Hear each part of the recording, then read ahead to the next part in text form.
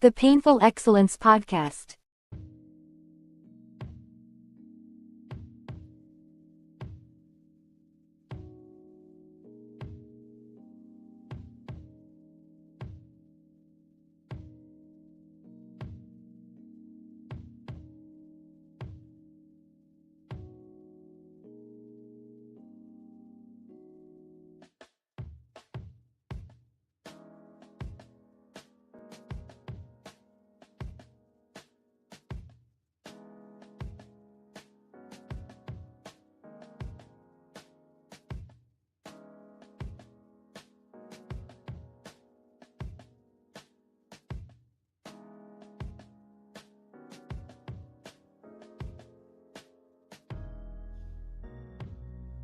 Absolutely. Drew Titan, Bronze on deck. Shout out to the mighty LDBC. This is Painful Excellence Podcast. It's cold in here. AC is cracking. See, we got in the building. Mark Wunderlich, Mr. Tiptoe, Ratchet since 91. Jay May, Eric Jordan, 88 Sports Talk. Derek Gaines, the legend. Royal Constrictor. Rod Neal, Mr. Shelton, my brother, what's good? Bionic Prince, salute.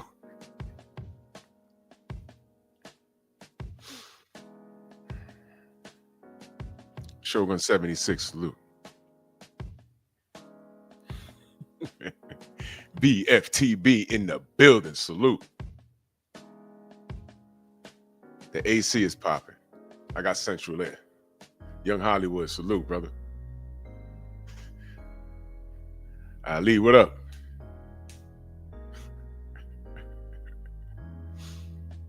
Let's get down to business.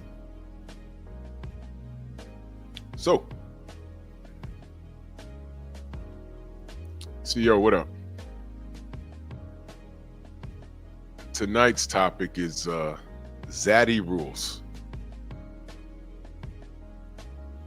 Zaddy rules.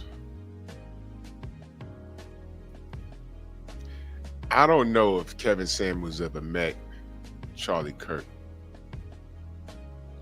but I was watching a few things on Instagram, some videos. And I noticed a lot of our queens are Night Train, salute. A lot of our queens. I didn't know that they rocked with Charlie Kirk the way they did. Didn't know that. So I just took one of a few videos I saw. I'm gonna play it for y'all. And we're gonna have a conversation about it. Here we go. People, you don't need government assistance because you can be somebody is not racist. Telling us that government assistance has hindered us because before we were on government assistance, we were a more successful people. It is not racist by reading and understanding the facts. Ever since we started getting subsidized by the government, we have been controlled by the government, and not in only what we can do, but how we think. So when they're pointing out this stuff, y'all don't like nobody telling y'all the truth. Black people don't want to hear the truth because we benefit off of not working and being lazy off of government assistance and stuff. One thing Charlie Kirk also said was if the black people want to become better, we're going to have to stop celebrating crime and murder. Our culture is destruction. Everything we have from the women in our idolization groups, Beyonce, Summer Walker, SZA, Cardi B, Sexy Red, all of them are horrible examples of how to be as a woman. The same thing with the NBA young boy, Lil Baby, Da Baby, Lil Wayne, Baby, P. Diddy. All of those are examples of how to be a terrible person. And what he is saying is get these examples from in front of you and your kids so that y'all can thrive. Also, let's work on building the family back. One of the things that destroyed the family was removing the father out the home. put that back together so we can start becoming a good community. But we don't like being told nothing. We don't like being told how to better ourselves because we want to be victims so bad. We want to be at the bottom of somebody's pity party so bad that we'll take anything we can to disregard or dismiss any ethical or sound doctrine to help better ourselves, so that we can steady dwell on a past that no longer affects us and that we can overcome and have the ability to become somebody.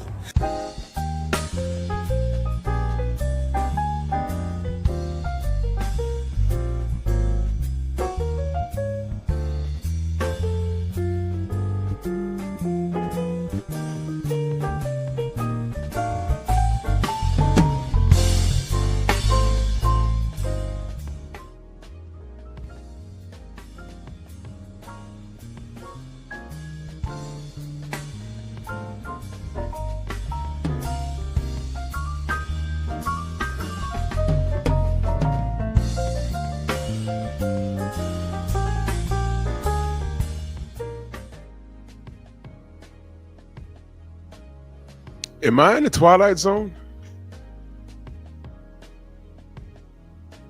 You know, one of the major issues that we have, that we always said as black men, we always said, hey man, you know what the problem is with you ladies? Y'all good women are standing too close to the bad ones. Remember we said that? One deep salute. You remember we said that? We said, yo, why y'all standing too close to the bad chicks? And you know what came from that? This thing called the sisterhood, sister code. Thank you, Young Reek. Young Abel, salute. Let me say this. Charlie Kirk, when I would listen to him talk about black issues, I didn't care if it was coming from him and his white face. I didn't care. You know what I did say? I said, he watches an awful lot of brothers complain online. I know he does. And he took those gripes and he said it. And then we get this sister agreeing with him. Kevin Samuels had a really good run, didn't he? Before he passed, unfortunately. He had a good 5-year run, good 4 or 5 year run. He said a lot of truth. But you know what I found strange? How many women hated him for that? When the man passed, how many women danced on his grave? I saw this sister that had on a shirt that said Kevin Samuels died and they had the date on it and she was smiling. And I said, wow. Charlie Kirk gets assassinated and I'm seeing a lot of these sisters fall into place in abundance following that 31-year-old man's voice as a means of leadership.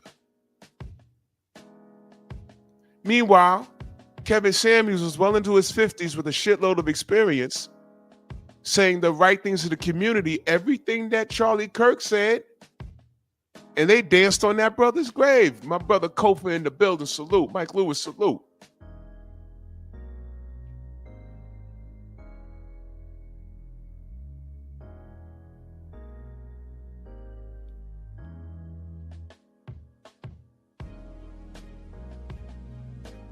When Charlie Kirk goes on his rant about the black community and he starts talking about the crime rates and everything else, Jose, salute. It's a lot of half-truths, and that's not what this show's about. What this show this evening is about is our sisters listening to him,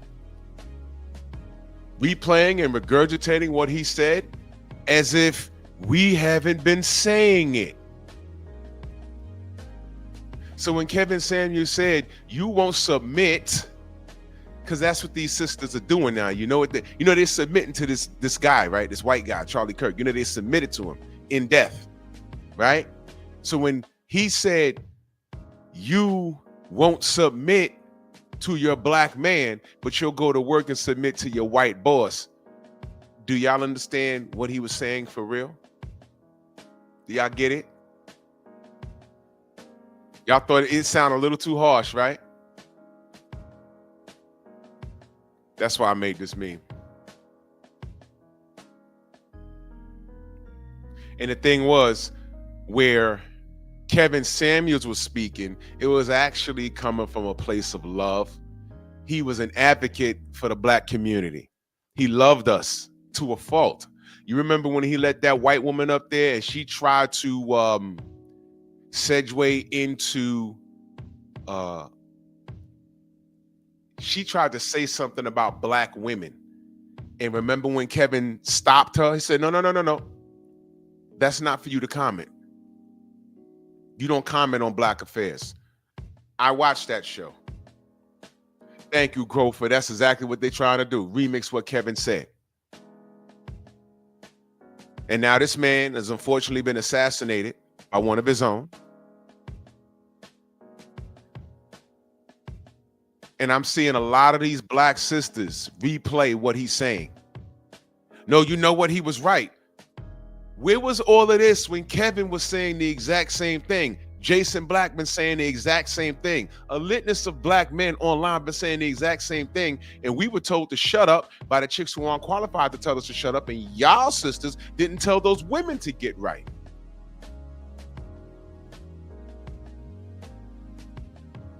And when we say, yo, I think black women just simply don't like us. Salute, Kofa. Thank you. I think they just don't like us.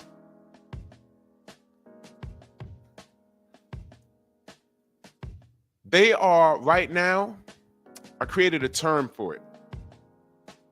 If you hear it anywhere else,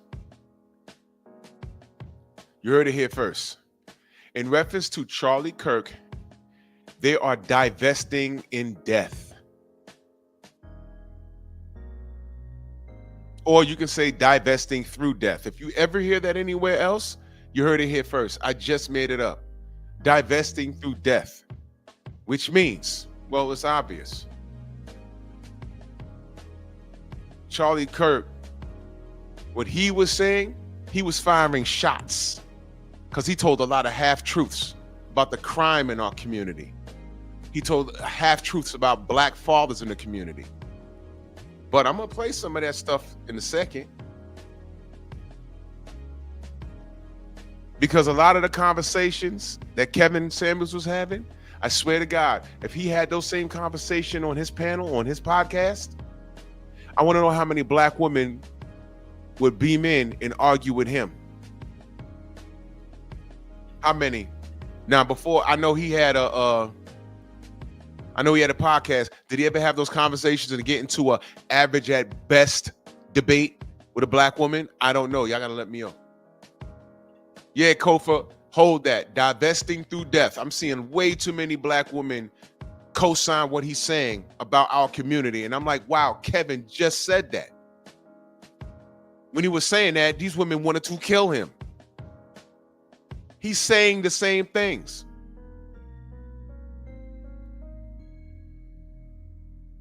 Divesting through death.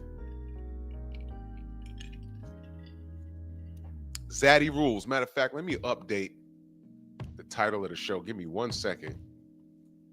Zaddy rules. Black. Hold on. Black women divesting through death. There you go. So when you hear this, when you see this somewhere else, just say, hey man, Drew made that ish up.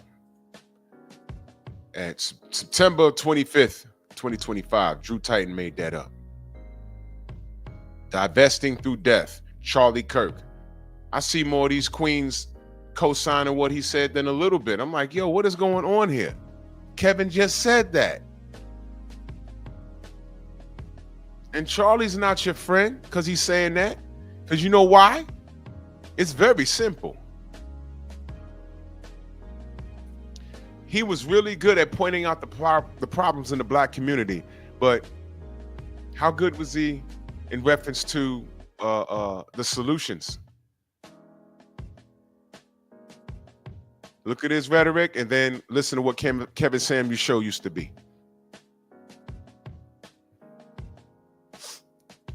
So what we're gonna do now, let's go to this cute little, he had a conversation. Oh, I like that. I like that. Divesting. I like that. I like that, Kofa. See, now we're thinking. See, we're content creators, not content haters. We're content creators. See how that works?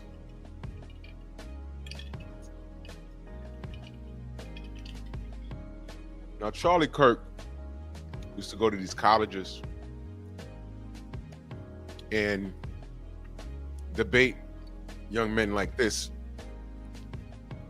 who didn't know any better, a lot of emotion, but didn't know how to articulate their point as well. But I did see him get body bagged by a black woman, though. I did see him get body bagged. I'm gonna find that one because magically I went to his channel, I can't find it. But it's out there. I gotta, but she killed him. She killed him. She like, I'm sorry, no, you know, debate wise, it's a figure of speech, YouTube. You know that. She bodied him. She bodied him. But listen to this. Listen to this. Yeah, so what caused Black America to go from one of the strongest nuclear family communities in the country to now the weakest by far? What's the answer, y'all? Before I play it, what's the answer? Because Kevin Samuels talked about this all the time, and these women wanted to assassinate him. What's the answer?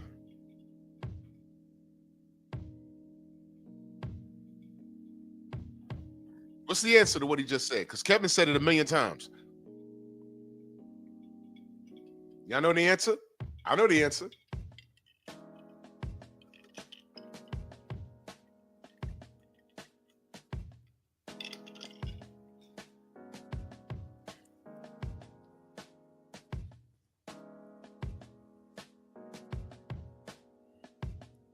Yeah, one deep. I'm not going to put that up because there's pun intended behind that. And I can't put that up.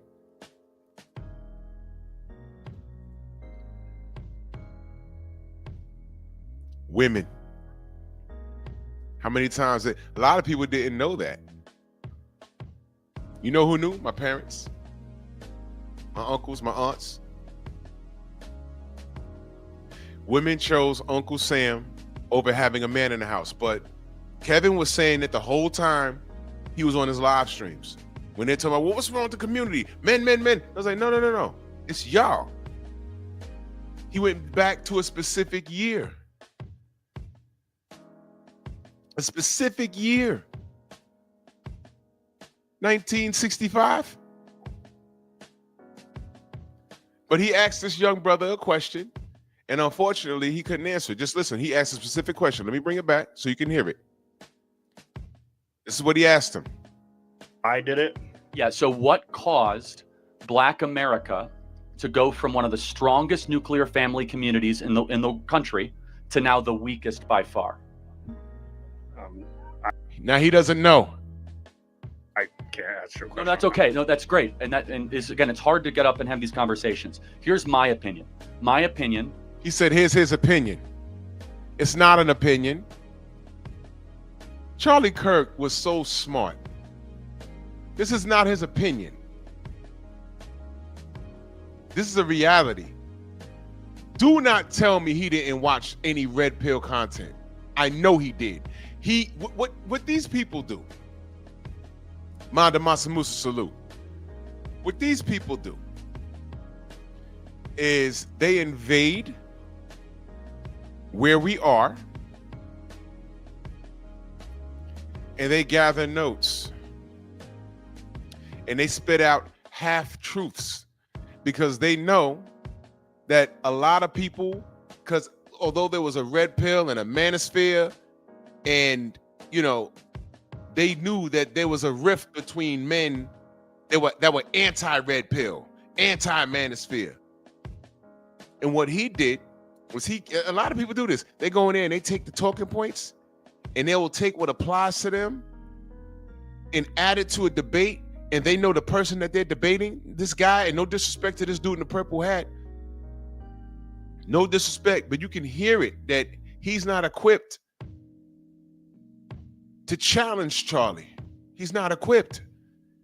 He doesn't have the resources. Well, the resources are accessible, but he was looking in the wrong places. He wasn't prepared for this. That's why you can't talk out of emotion. The quickest way to lose a debate is to get emotional about the topic. Is to give in about attacks. Always stick to the topic. Abdullah, you know the one. That's it. That's it. Hold on one second. Hold on one second. Hold on one second. My brother found it. My brother found it. This is the one. Yeah, Philip Scott. Yup. I'm going to play this. This young sister cooked him. I'm going to play that. Let me put it on my other channel. He got cooked. We'll get to that in a minute, though. Thank you, Abdullah. Thank you. He got cooked. This young queen cooked him. We're going to get back to it. But what I'm saying about guys like this, they'll take what applies to them, and it's up to you to stump him. And he'll say something that sounds so official, but if you can shift through the bullshit and you know the topic, you could point out the discrepancies. Let me get on my boxing shit for a minute.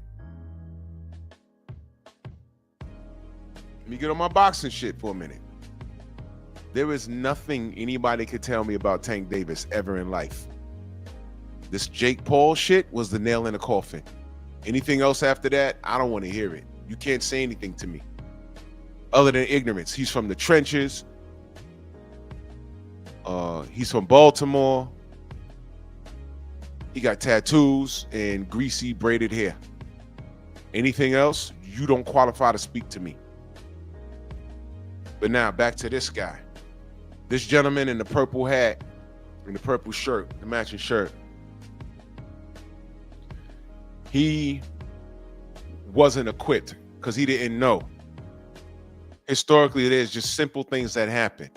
But to answer Charlie's question, 1965, black woman simply accepted Uncle Sam as the man of the house instead of having a black man in the house.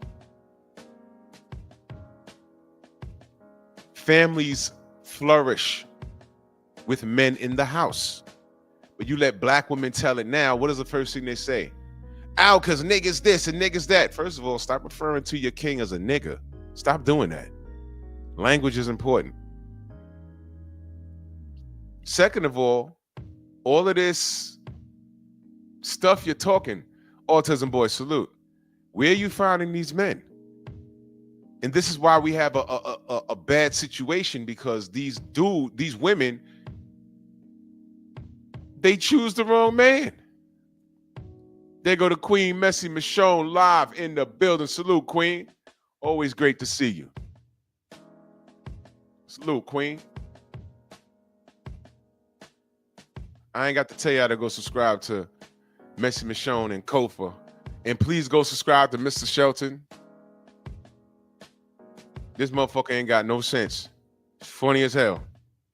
You ain't gonna learn shit from this channel, but you will be you will be entertained. That's my guy right there.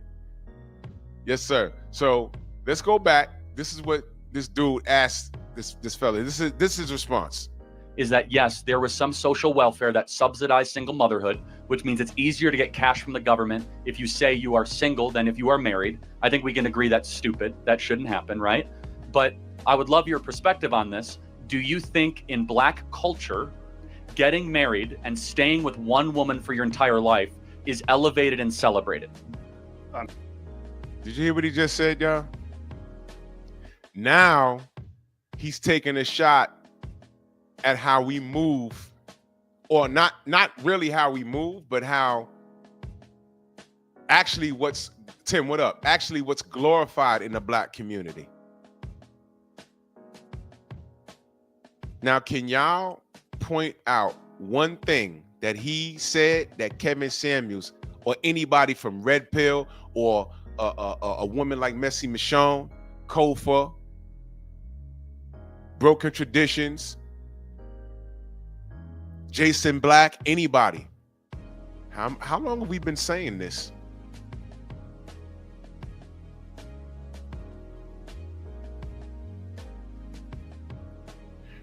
Remember what the show title's about? We've been saying it. And I'm seeing a lot of Black women in abundance siding with him when he talks like this. And all I'm asking is, what the fuck is going on? Kevin been saying this. Kevin was leading the charge and they took him out. I firmly believe that, but whatever. So he asked this kid, and look at this young man's face. Deer caught in headlights. No, not at all. I think that's the problem. I think the problem stems from a lack of education. I think these communities don't have. I don't think a lot of them have the proper education. Or you don't need an education to understand that in order to move forward. Look, things are just second nature. When you get hungry, you eat. Even babies know that. My stomach's growling. They want to be fed. Diaper change.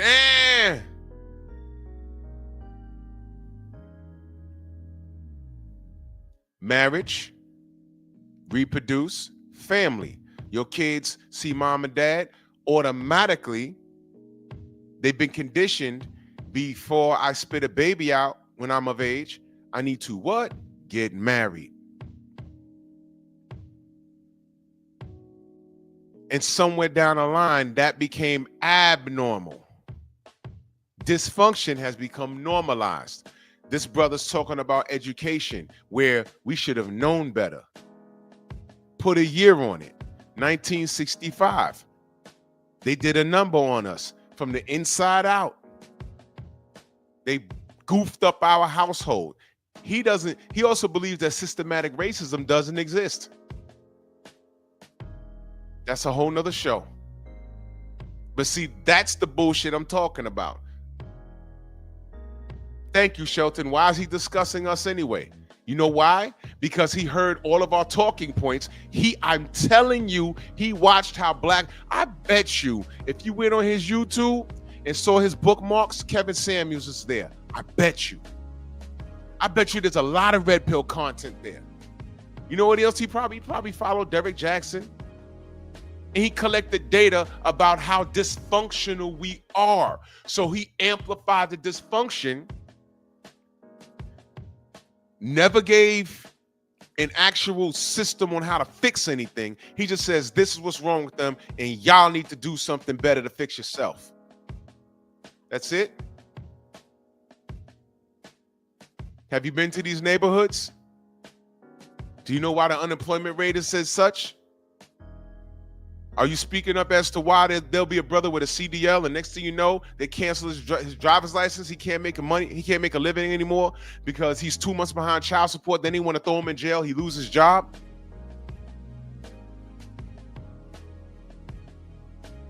You talk about things like that. You talk about how a black man and a white man can have the exact same resume and the white man will get a second and third and fourth look, probably will get the job. Even when let's say the black man's resume could be better. Shit like that still happens. You don't want to talk about how a black American with A1 credit will have more problems getting a business loan than someone that just flew in here from Thailand, China, Israel. But we built this country from that all the way to us getting shot in the street for wearing a hoodie, having a pair of keys or a candy bar. And you gonna tell me ain't no systematic racism? This is why I always said, he comes anywhere close to New York and I have time, I would love to go have a conversation with him. They're gonna take the mic from me. Mr. Shelton, put the link to your channel in there for me, please. I appreciate it.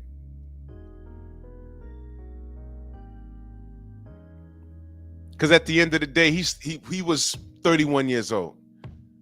I have more life experience than him. The shit that he says doesn't exist, I've literally gone through it. And I have white friends that can attest to it. When there was no other explanation but what it was.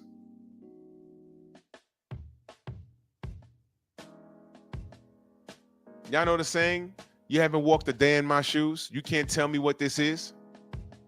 Kevin Samuels, there you go, right there. It's in the chat. Kevin Samuels used to. Y'all remember that show? He was talking to that white woman, and she tried to make a comment about black women, and he stopped her. And these women will call the show and cuss him and talk crazy and whatever, but still, he would not let no white woman come in there and act like she knew what black woman was going through. See, Kevin Samuels understood the history. He didn't just get on camera and start cussing and screaming. No. He'd politely state the facts and give a history as to how we got here, say what we need to do, and he was actively doing things. He had a mixer group where people of high value, it wasn't even always high value, but people were meeting in these mixer groups. He was actively changing things. He was not. He said, this is the problem, and y'all need to change that. Okay, how do I change that? And see, that's the dilemma. Because he can't tell black people what to do because he doesn't know what we do. He sees what we do, but he doesn't know what we do. You think he knows what it's like to deal with a modern black woman? He sees the fallout, but do you think he knows what it's like? Joe, what up, Joe? Blue collar guy, salute.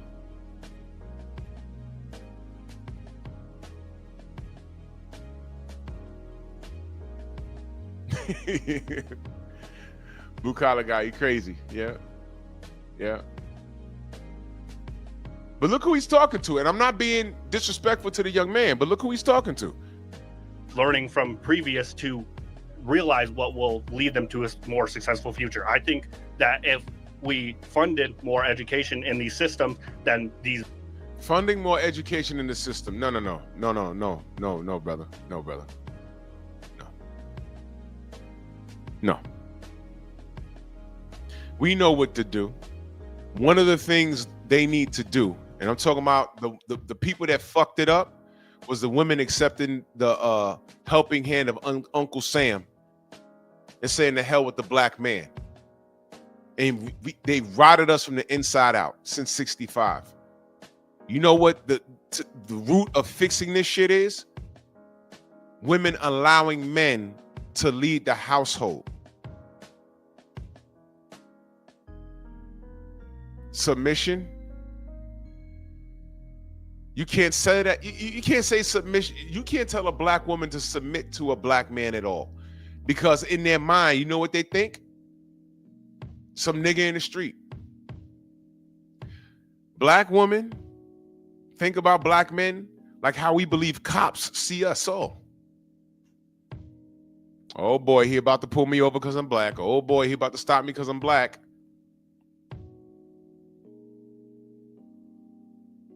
These sisters, that's how they see us. Oh boy, he gonna want me to cook for him. Oh boy, he gonna want me to clean for him. Well, you cook and clean for yourself. If you're home before a meal, you're home all day, and you make, I don't know, some chicken and rice and broccoli, you can't make a little more for me? That's called being courteous. What the fuck?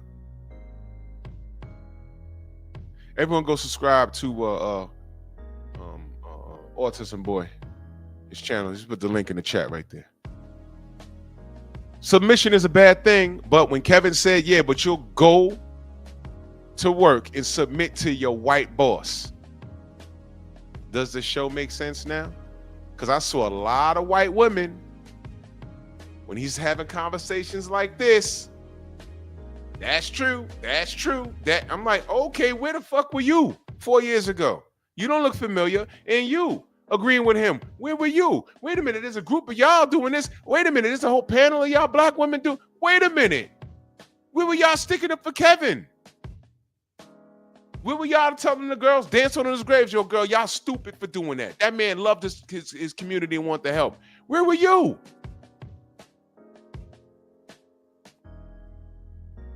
But Zaddy caught a hot one. They firing motherfuckers for celebrating his death.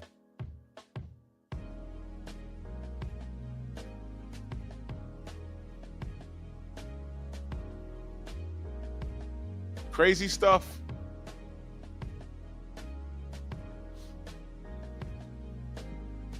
Now, this one is 617. Let's go all the way up here. All right, this is another one.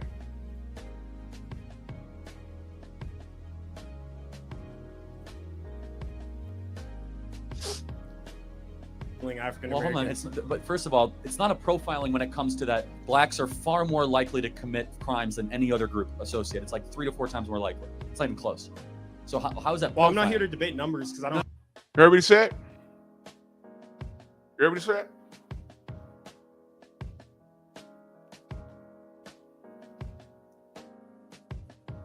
You heard what he said? Bring it back. Gotta watch this guy. Listen to what he says. Hold on. But first of all, it's not a profiling when it comes to that. Blacks are far more likely to commit crimes than any other group associated. It's like 3 to 4 times more likely. It's not even close. So how is that? Well, I'm not here to debate numbers because I don't. He threw a half truth at him, just right there. I'd have destroyed him right there. I ain't talking about physically.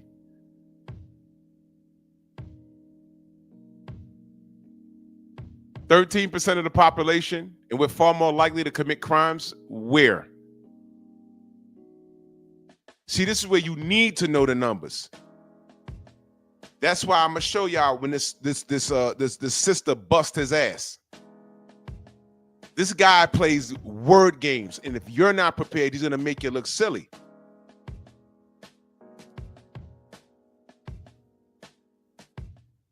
Now, y'all go ahead and look it up.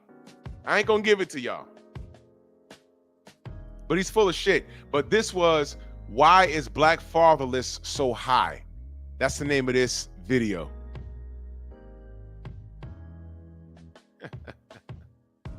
The numbers. It's okay. When you get home, you can look at it. Yeah, when you can get home, you can look at it. Oh my God, I couldn't have been standing there. I'd have took the mic. I'm like, brother, wait, hold on. Let's play the numbers game. Let's do it. Black Americans are 13% of the population. They commit 55% of the violent crime. Lie. Absolute lie.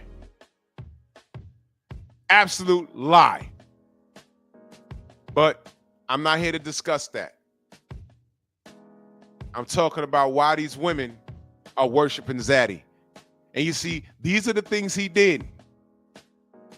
Which is why when whatever happened to him, a lot of people just kept their mouth shut and said, oh, okay, it's messed up. I know a lot of black people was like, well, I just hope it wasn't one of us because we normally don't do shit like that. And surprise, surprise, it wasn't. A statistic I've heard before Right. Again, I you've don't heard have the it. numbers to It's fine. counter You could it. independently fact check it later. Oh shit, this brother, no.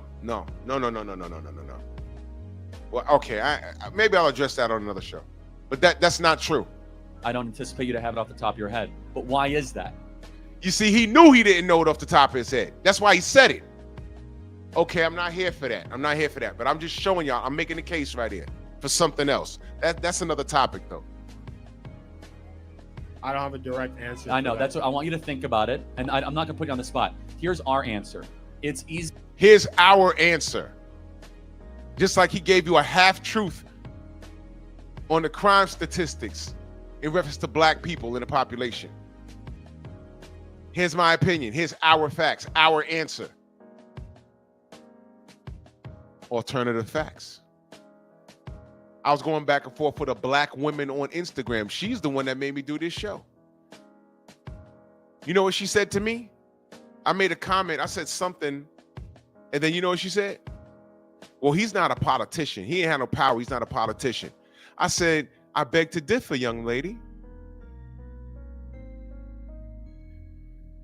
He had influence. You don't have to be a politician to have influence. As a matter of fact, when you reach the pinnacle on social media, on any platform to the point where you're making hundreds of thousands and some of these guys millions of dollars, what do they call you? An influencer. Do they not? An influence. You see that on people's LinkedIn. Receptionist, full-time influencer. Full-time? That means you're making over 10 racks a month off of whatever social media platform. Thank you, Roundaway J. That's what I'm saying. Bro, Roundaway J, he knows. I'm not discussing it. I'm making a point about the sisters. But that right there, the amount of false arrests, Roundaway J, you feel me? The amount of false arrests and brothers that was released because of the false arrest, because of profiling due to systematic racism. There's a number for that. He knows it, but this brother don't know it. Bro, thank you. Thank you. Fuck that. Roundaway J's getting a wrench. I'm wrenching you up immediately. Fuck that. Where's my damn... Boom.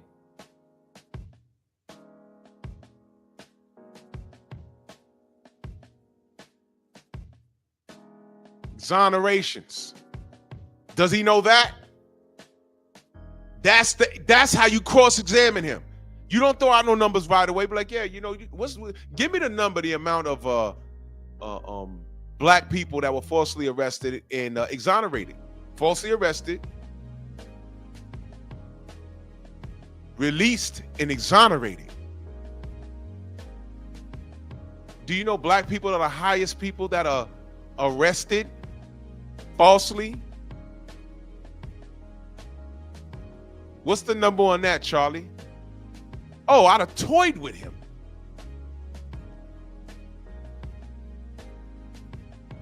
When you get exonerated, that means you wasn't supposed to be in prison in the first fucking place. He knows that. But how many of these young people in college knew that? Hello? And what he would have did, he'd have moved the goalposts. I've seen him do it. I'm like, man, he's a body bag. But look, I gotta be careful because the man was murdered. But YouTube knows when we say body bag, that means, you know, you're destroying him in a debate. And this brother wasn't prepared for that. He's a young man. I was waiting for him to come somewhere close to my city. And if I had the day off or whatever, I'd have went right over there. And I'd have destroyed him.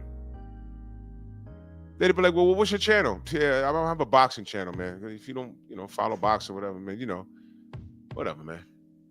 This guy knows better. But I'm making a point because the title of his video, because it's from his channel, why is black fatherlessness so high? Sisters? The tempting to say systemic racism, redlining, right? All that. Or you could say, maybe it's because dads aren't around. Let me run that back, y'all. Listen to what he said. Listen to what he said. Listen to what he said. So I want you to think about it, and I'm not going to put you on the spot. Here's our answer.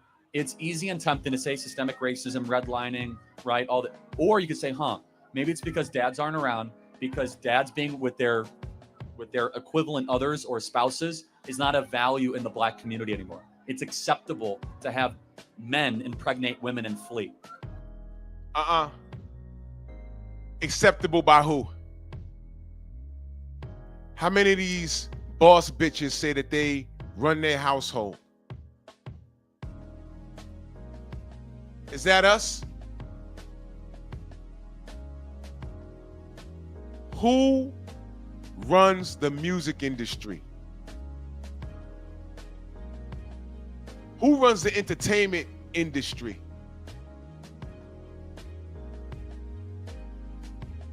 Oh, Jay, man, that's a great question. Why is he? What is his concern with the black community? Because apparently we are behaving un-American.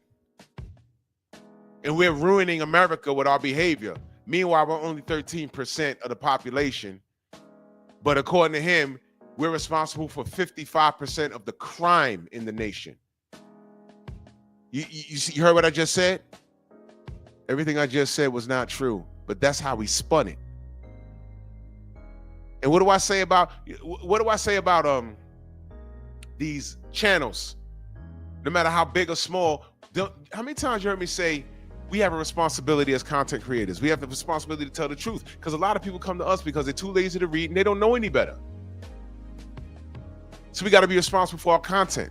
You can come here and get an education, or you can get an honest assessment of a situation. If I don't know something, I'll say, hey man, I don't know, but could it be this? Could it be that? I don't know. Or you can go somewhere and have someone tell you a half truth just so they can run their numbers up and pad their bank accounts. But they're doing the community a fucking disservice. So he just told this young black brother that we're irresponsible. He's making it seem like fatherlessness is a mutual thing done in our community, when it's not. These women spitting out kids, they're not getting raped. They are deciding to be single mothers, whether they live in the projects or whether their name is Ebony K. Williams. You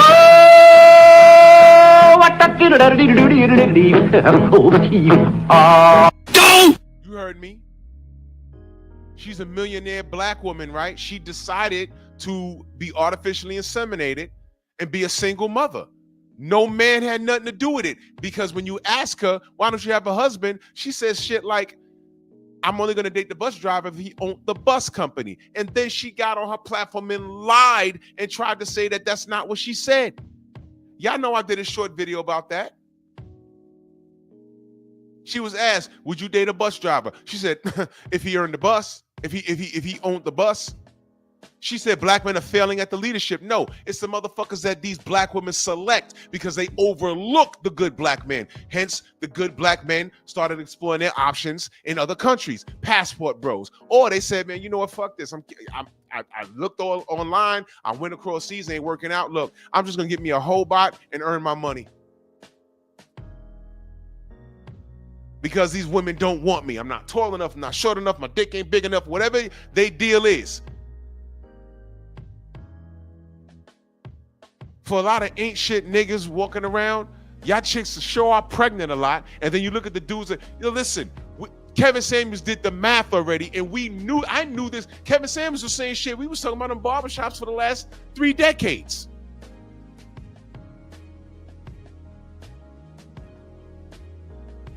Who are these chicks picking?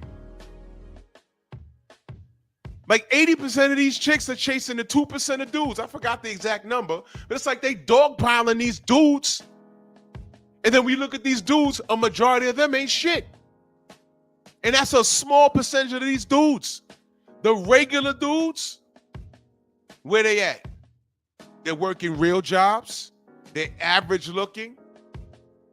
Average height. The average height of an American man is what? 5'8", 5'9"? I'm 6'2". I beat the odds. I'm lucky. But y'all see Pop the Balloon? That's evidence. Dude walks out. He's about 5'9", a little stocky, well-dressed. 5 balloons pop. Pop, pop, pop, pop. And then they say, we got pop balloons over here. Wow. Oh, he's just not, it just didn't do it for me. You know what that means when she said, there was no connection, he didn't do it for me. Remember when I told y'all, a woman knows in 2 seconds whether she's going to give you the draws or not. They know as soon as they see you, they know. Remember when I said that? You thought I was bullshitting? They know.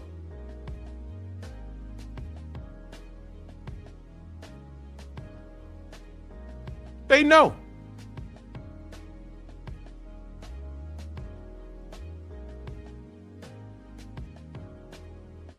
It'll be a dude walking through there, decent job, decent height, decent dress, got all his teeth in his mouth, and all these chicks pop. Turn right around and say, ain't no good men out here. No, the niggas you want don't even exist. And that's what Kevin Samuels was talking about. Fatherlessness? No, because you know what? All of these modern women, they think it's okay to what? Eat a nigga ass. Isn't that what Sukiyana told your niece, your daughters? Didn't Cardi B say get a sugar daddy? Isn't Cardi B pregnant right now by an NFL star? That's not even worth the time of day, but she's still married to Takeoff. It was just online crying and screaming about it. Did that not just happen? 4 kids up, divorced. Fatherlessness? But who did she choose? Oh, well, he got money. I'm sorry.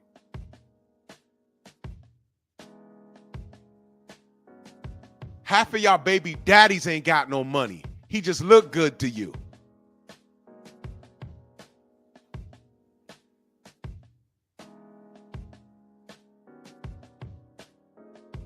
Can you make that make sense? I was watching the Kevin Samuels clip, and he was talking to this young lady. This young lady said, the reason why most of us, meaning her women, are not in a relationship because a lot of men ain't got their shit together. And Kevin is just letting her cook. And he says to her,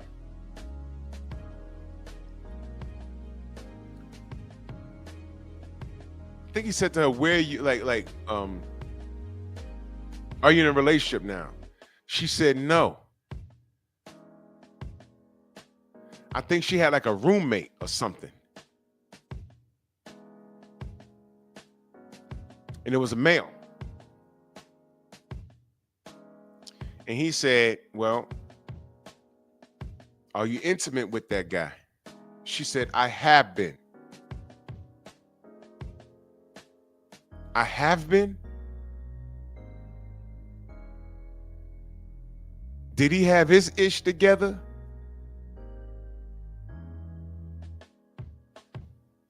No. Meaning he had she wasn't sleeping with a dude that had the type of money that she wanted to make. She wanted him to make. So he was good enough to sleep with. And some of you sisters, these dudes be good enough to reproduce with, but not good enough to make you an honest woman, because a lot of y'all are dishonest. Y'all are not honest women. But y'all have needs like men have needs, and y'all are just out loud about it. I hear it all the time. Hear it all the time.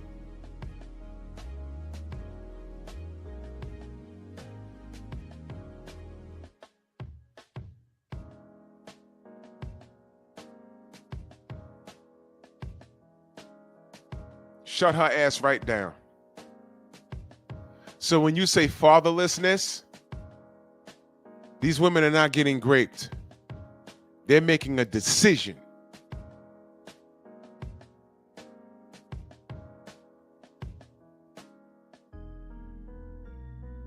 They're making a decision They're picking a low-hanging fruit type of man, and they're reproducing. Why do you think I didn't cry when the government stepped in and said, man, no more deletions, no more pregnancy deletions? And they were screaming, my body, my choice. Okay, your body, your choice. We see what you've done with that. I came out of high school in the 90s, and I swear to God, every chick that I ran into out of my senior class, 90% of them were pregnant. One chick was pregnant in school. We didn't even realize it until she popped the seed out next September. We going to college, and I was like, wait a minute, when was you? We was like, oh yeah, you did gain weight.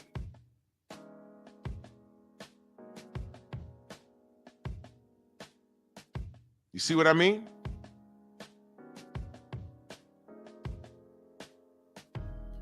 Rod Neal in that super chat, he says Cardi B just came to Houston yesterday, pregnant and twerking in front of Walmart. Disgusting behavior. You see? You see? When Kevin Samuels said that was disgusting, the sisterhood remained silent or tried to roast Kevin. When Zaddy says it, they remain silent. You see what I mean? Oh, good looking out, Shelton. You know, we're not doing the trolling this evening. This is what happens, you know, we have a an adult conversation, and you know, you get the you know, the D-riders and stalkers. I bet you the dude doing that has buck teeth. G-Tatted, my brother, what's good? He has buck teeth and he's snickering because he likes the Jerry Springer. He has nothing to add to boxing. He has nothing to add to this conversation that we're having. He just likes beef. He likes internet beef, and he likes beef up his ass. You're infatuated with me. You're infatuated with people that don't like me. Let me give you something to think about. I say this to all my trolls. I am 6'2", 222 pounds as of this morning. I have a 6-pack of abs and a 9-inch penis. I've won. I've won. I hit the genetic jackpot. I'm not too tall that I can't get on rides at the amusement park. Some of them I can't because my legs are too long. And I'm at that age where I could bag a 21-year-old and her mama.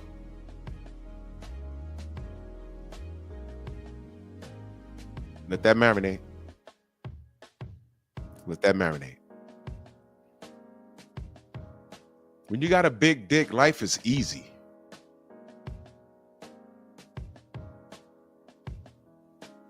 When you're tall, life is easy.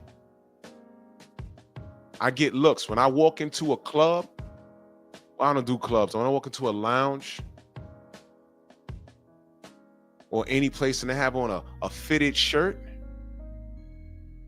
women turn their heads.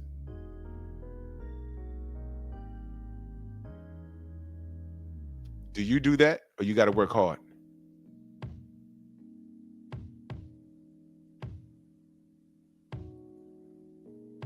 You mad?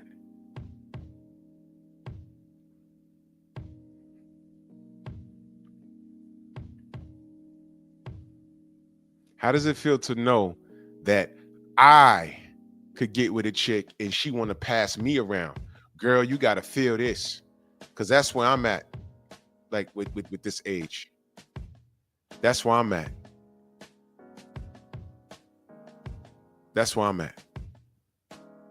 At my age, that's where I'm at. These women, they got kids that are grown and out of college, and they're like, you know what? I'm laying and playing. I have my tubes tied and everything else. You know, ain't gonna be no accidents. Yes, sir. Yeah.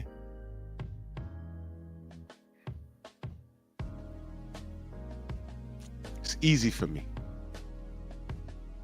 But it's difficult for you, which is why you got troll channels and, you know. Y'all remember when that dude got on Fanon's channel when I was still working with him? And he said, yeah, Drew out here looking like Brian Pumper. And I'm like, first of all, Why the fuck would you call me that guy? Why do you know that name? You know the only reason why I know who that is? Because when I did security, there was one spot I did security at where there was some porno actresses showing up, and he showed up with 2 chicks on a dog collar. I said, look at homie. They was like, oh, that's Brian Pumper. I was, okay. That's the only reason why I know his name. Brown skin diesel nigga. So I'm like, thanks. Whatever. Mm-hmm.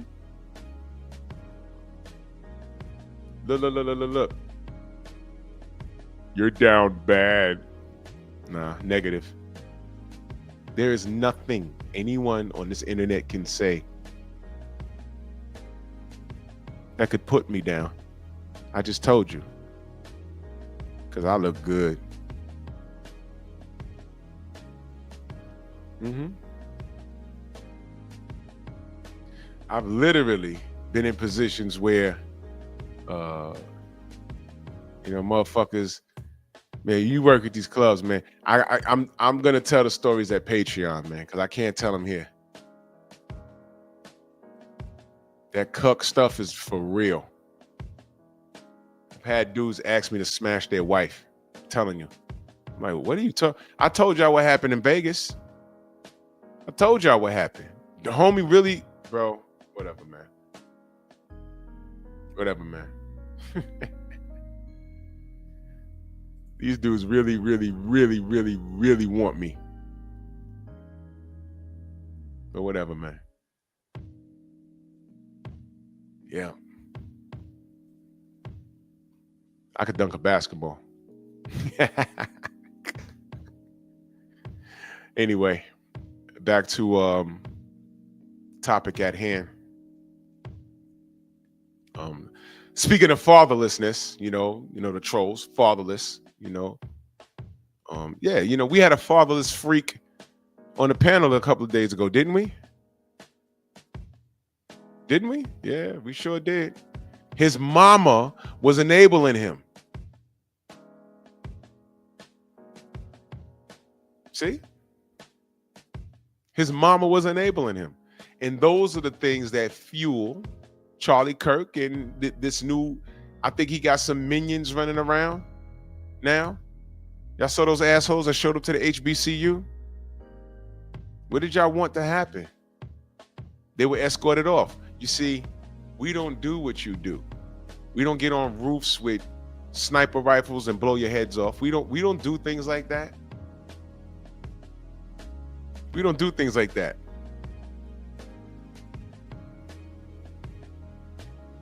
Arch Deluxe, probably. I don't know. We don't do things like that.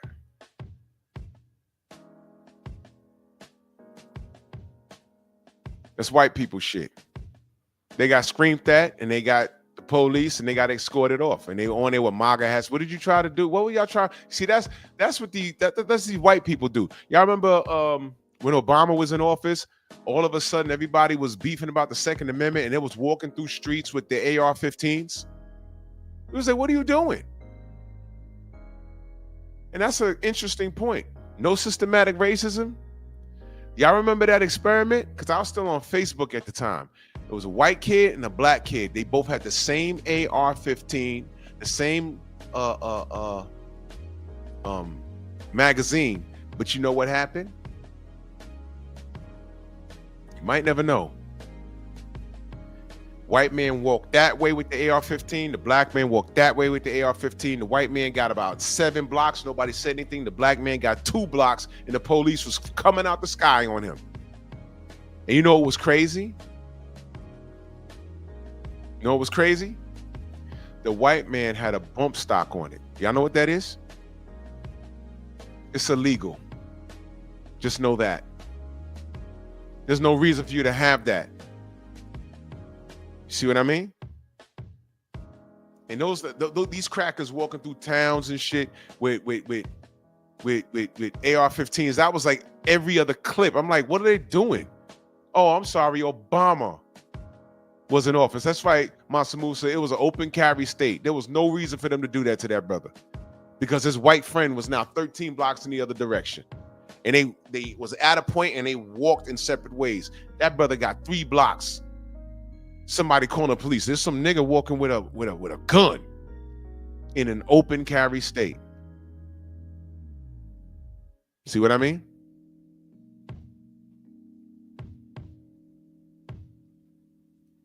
But, you know, guys like Charlie Kirk.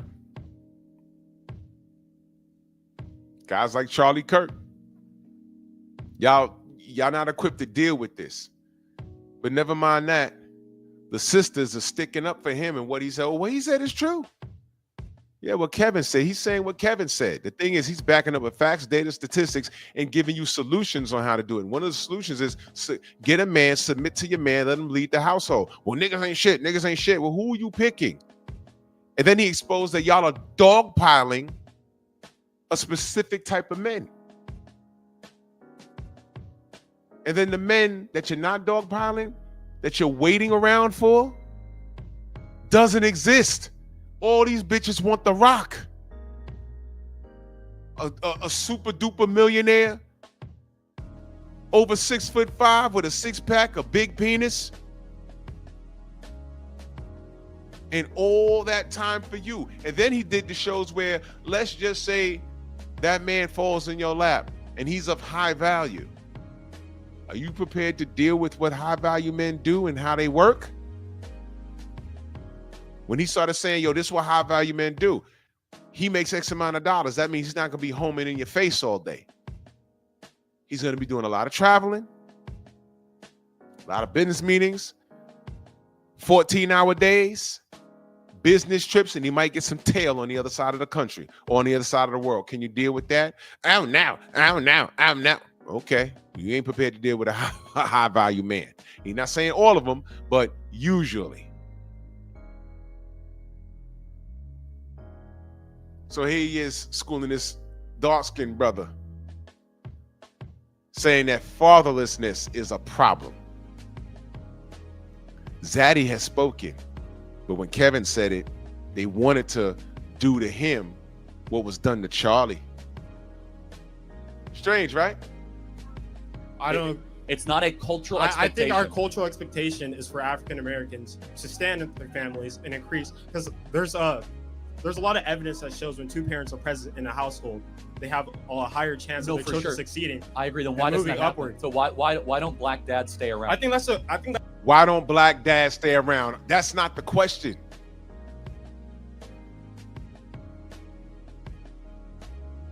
Women chose the government enabled the dysfunction. The dysfunction has become normalized. These women are picking and choosing, and they're picking the wrong dude. Meanwhile, I asked y'all a while ago, who owns the entertainment industry? The 24-karat community. Stormy, salute. The 24-karat community and the LGBTQ elemental P community. And they force what's popular. Skinny jeans, painted fingernails, eat a nigga ass, twerking at Walmart. That bitch literally said, Isaiah, what up? Get a sugar daddy. These are the things that's pushed into our community. Pushed on the radio stations. Back in the like the Civil War days, you remember, you seen all the old videos, well, not videos, but all movies where the soldiers are marching and someone's playing the drum. That's war music. Music makes you high. Lost Boys? Music puts you in a mood. I have a playlist for every workout day. Chest, triceps, back, biceps. I have a playlist for every day. Sometimes it's hip hop, sometimes it's R&B, sometimes it's heavy metal. Check my Patreon. I played my playlist, a portion of it.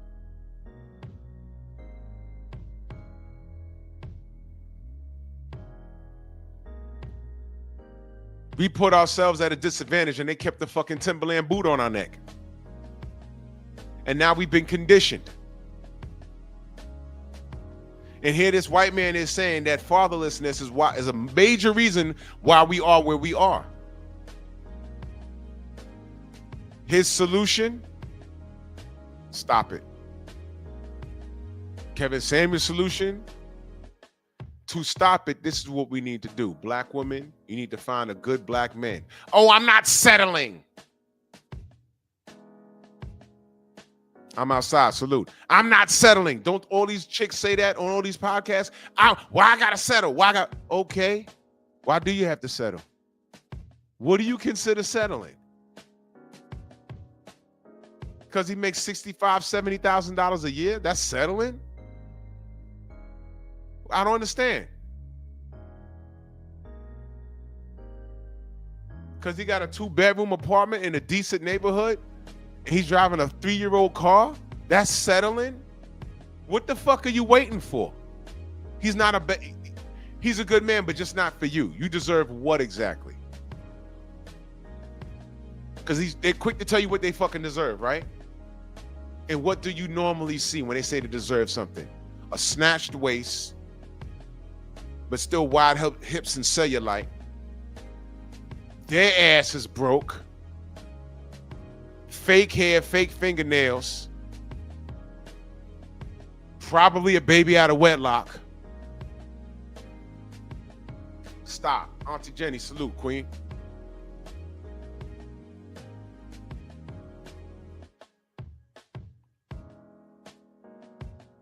Quick to tell you what they deserve. That's why I'm annoyed that so many of these black women are talking about Charlie Kirk is right.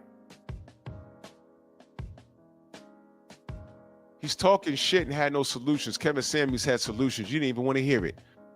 All you heard was, you want us to be barefoot and pregnant and slaves. That's all y'all heard? You want us to be slaves and barefoot and pregnant. Y'all don't want us to have an opinion. Y'all want us cooking and cleaning. You cook anyway. I hope you clean behind yourself. What's going on here?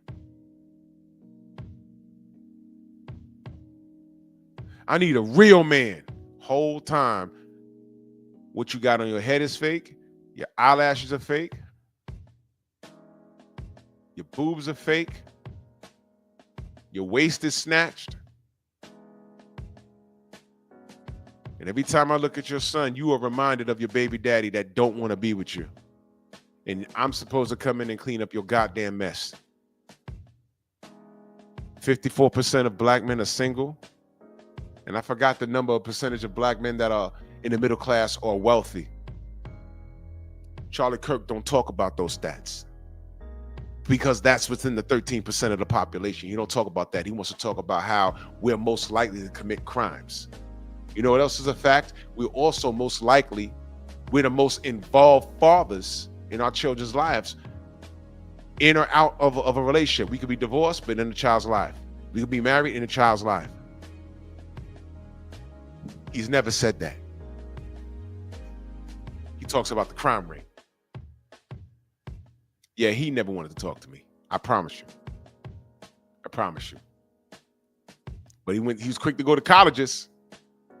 That's a progression in our community. I think that's a progression. But now, why is I'm that saying happening? that the reason that we're here is there's a lot of factors that led us to this point. I don't but it's a decision that a black man can make. He's impregnated a woman, so he's not in jail. So he's like a free citizen. Why not stay with that woman and start a family? These hoes don't want dudes around. These hoes are picking sperm donors that they know ain't shit. Do women lay up under dudes and buy into a dream? Yes. But the pendulum has swung in the other direction.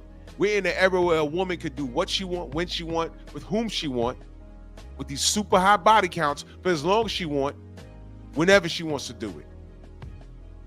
That's all this is. It's not the dudes. It's these women making these decisions, picking the wrong dudes. Women are dogpiling the wrong. How many? I did a show on that. How many of these women, How many dudes you know that ain't shit that had like 3 different baby mamas? And you're looking at him like, how? How? And you see their baby mamas and these chicks ain't ugly. It's like, well, how the fuck did you fall for this guy? And they spend the rest of their life complaining about him. But you picked him. But he has 3 baby mamas. I told y'all the story on my show. I was connected with some friends at a lounge. He brought his boy there in some sort of minor league basketball thing. Dude looked like a smaller version of Rick Fox. He's one of those brown-skinned niggas with good hair. The curly shit. 5 baby mamas.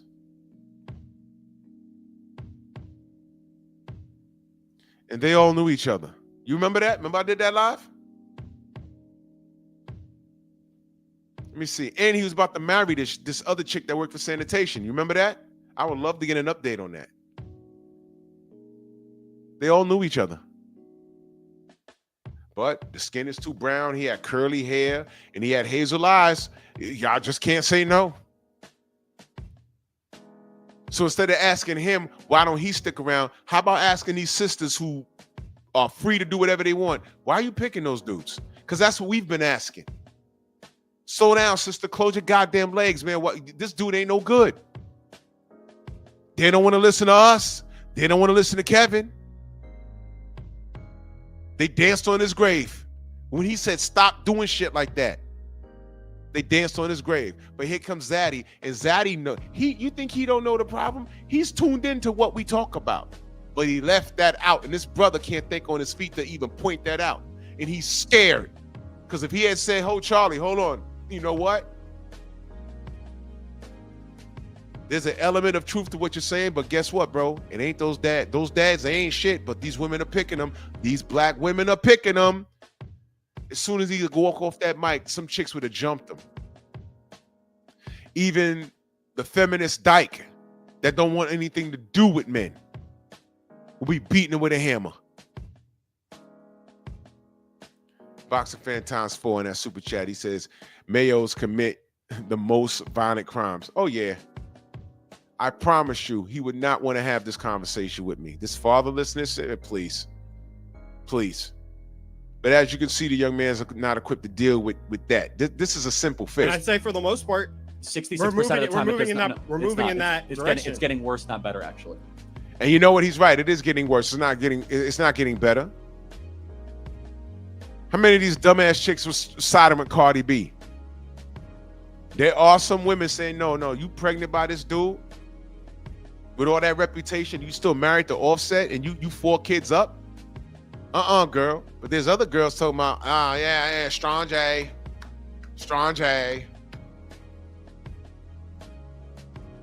Yep. So there's that.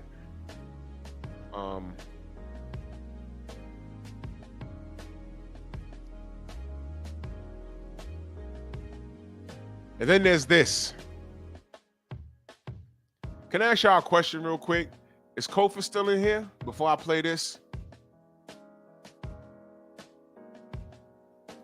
Because this next clip is actually from Kevin Samuels' channel. And I know he didn't play that shit. You know, when he passed, then people started like replaying his stuff. It's only like a 5-minute clip. I'm not gonna play all of it. But you know, he was quick to, you played his stuff, he'd flag the fuck out of you. And I'm not trying to like hijack his stuff. I'm just trying to make a point here. Is this safe? Because I think his daughter runs his channel now. Yeah, thank you, Manda Mansa Musa. Gail King told her congratulations. She didn't say, girl, why? She said congratulations. And Gail King is an OG. So this is what we're dealing with, Kirk. It's the women. Kevin Samuels says, no, it's not us, it's y'all. Y'all been fucked off since 1965 and it's gotten progressively worse. It's not us, it's y'all.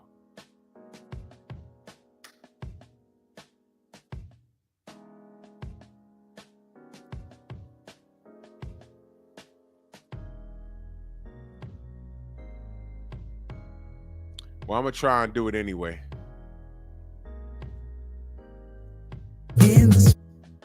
Try and do it anyway.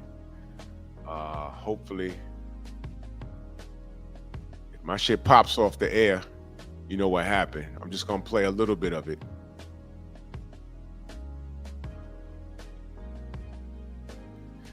Yeah, around the way, Jay. Yeah, they choose the bear. I just saw a clip today from Poor Man's, what's that brother's name? Poor Man's podcast. This chick was somewhere in the forest in a log cabin. She saw a bear. And she went out there and got close to it, trying to take the selfie. And that shit charged her and she ran back in the cabin. Yeah, you choose the bear until the bear's in your face. That was funny as hell. Hold on. Let me get this shit up there. Okay. Oh, yeah, right here. Night Train, you saw that? That was hilarious. Now, this woman got on Kevin Samuels' show and said, this is why we don't need men. And I know Charlie Kirk saw shit like this. This is what we was dealing with.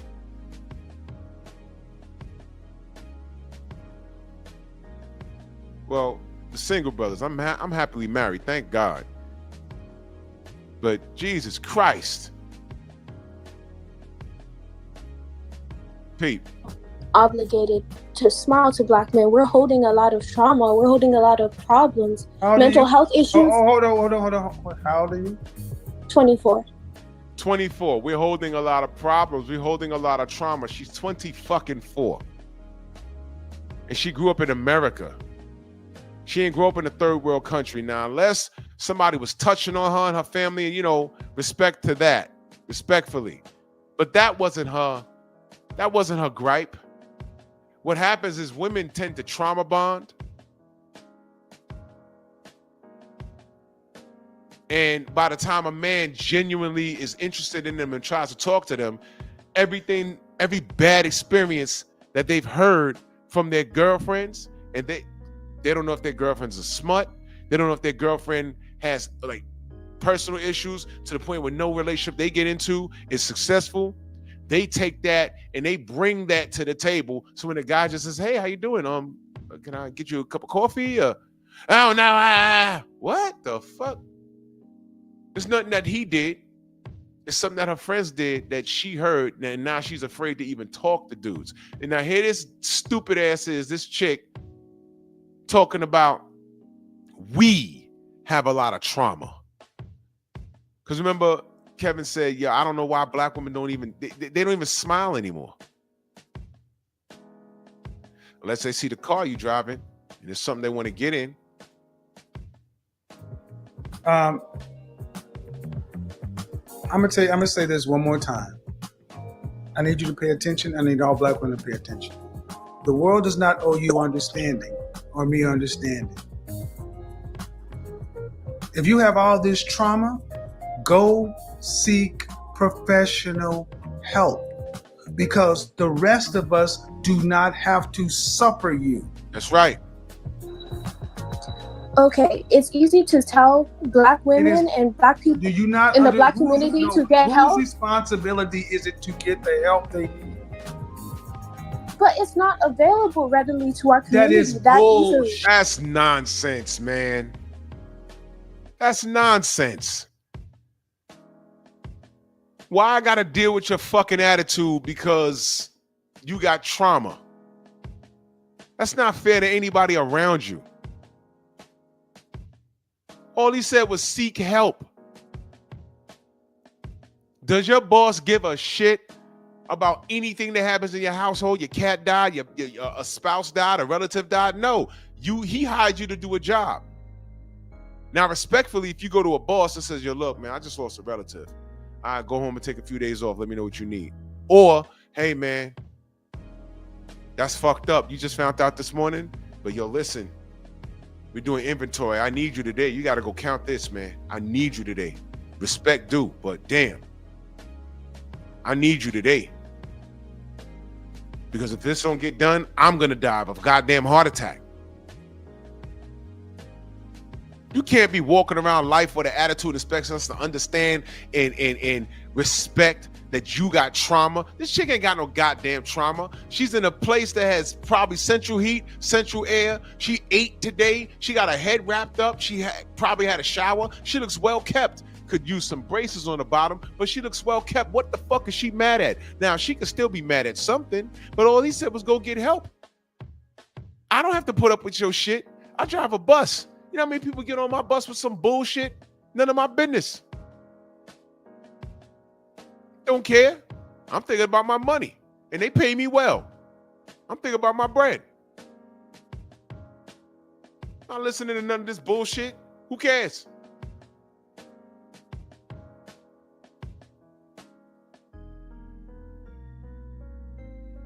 I put up with that.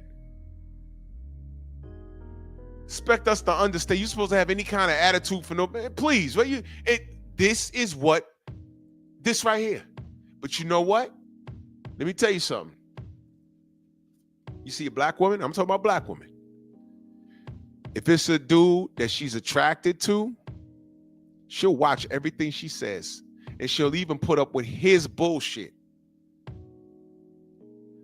Brothers, how many women you know put up with a dude that's doing her dirty?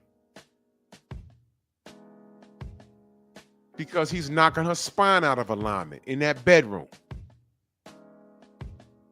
And she has no business with dude. None. They curb their attitude when they want to. I don't want to hear none of this shit. A lot of black women that I've met are resistant to therapy. Man, shut up. Shit. With the West Side growing, how many people Whose can responsibility is it to get the mental health they need? Who? It is ultimately the responsibility of us to get the mental health that we need. But I'm letting you know that we are very underserved. What? You can't make this stuff up. So you say we're underserved. You got to tell me that the therapists that already exist are overloaded. We don't go get help, man. Thank you, man. You gotta be kidding me. You gotta be kidding me. So these are things that black men had to deal with. And what Charlie Kirk did was make it a fatherless black issue. That's what he did. That's what he did. And it was fucking genius because no one checked him. Here's another one I'm gonna play. It's actually genius what he did. But you know what? At some point, Kevin and Charlie would have bumped heads. Either Charlie, Paper Route, what up? Either Charlie would have been on his show or Kevin would have been on his show. And when the subject of black fatherlessness would have came up, Kevin would have got his ass. Now, it's another one right here. Listen to this, y'all. This was funny. Men in general, men worldwide were more masculine because we didn't have feminism. But see, the problem is black women, your mother's generation and your grandmother's generation, they really failed you guys because they told you didn't need a man. So you can't. Right. Who raised these feminine, weak black men that you have a problem with? Who? I talk about this all the time.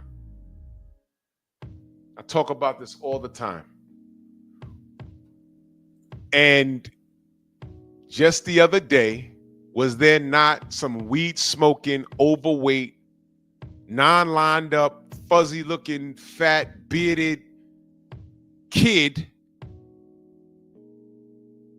on my panel arguing with me over something he knew nothing about, enabled by who? His mother. It just happened. His mother enabled him. Y'all heard it. He had spaghetti stains on his shirt and everything. He said, "Hey, Drew, Drew, I'll fuck you up. Fine, it's been done. Whatever. Okay, yeah, you go. Everyone wants to fight when they get killed in an argument. Everyone wants to fight now. Y'all ain't gonna bust nothing. Y'all ain't gonna do nothing. I'll beat the shit out of all of you. So now that we got that out the way, peep the question. Who raised them? We all know it wasn't their daddy. Who raised them?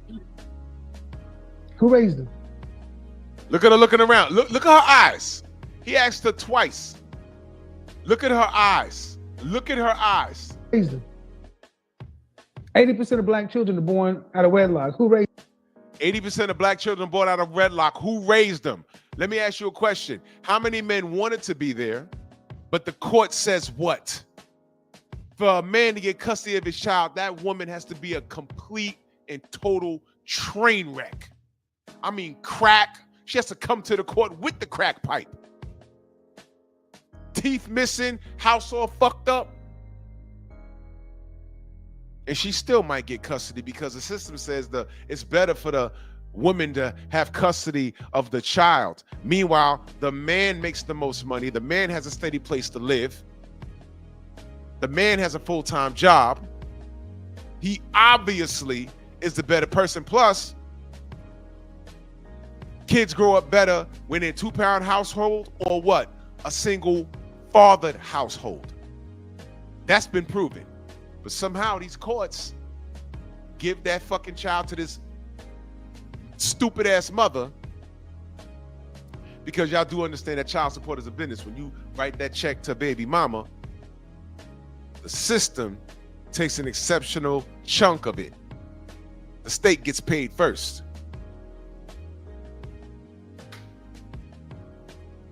So you see her fight. She complained about men. But what do I say all the time? The nigga that was on my panel, he's gonna be outside looking for a girl. If not, he's plugging one already. And you know what happens with boys like that? They usually find a girl in their mama image. Now, if this young dude was on my show, N-bombing all over the place, smoking weed with spaghetti stains on his shirt, and his mom is enabling that nonsense, he's gonna go out and find a bum bitch like who? His mom. And that's the dysfunction. And it started in 65, and here we are in 2025.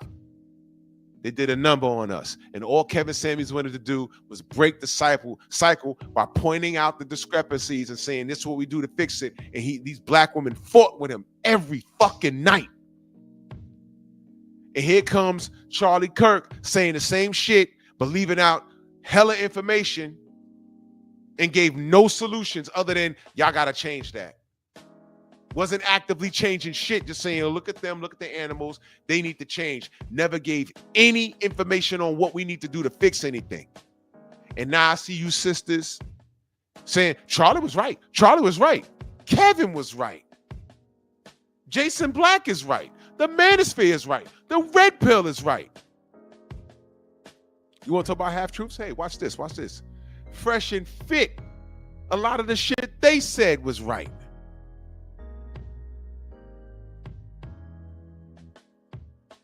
Assholes.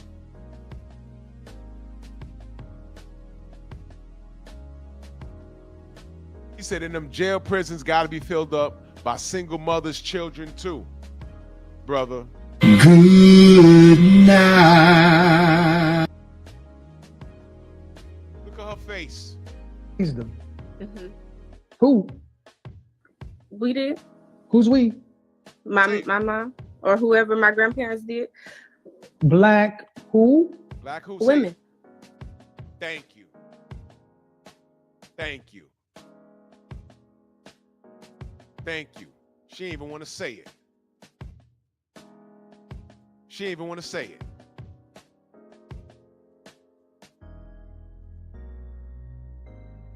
Excuse me, 51. Here we go.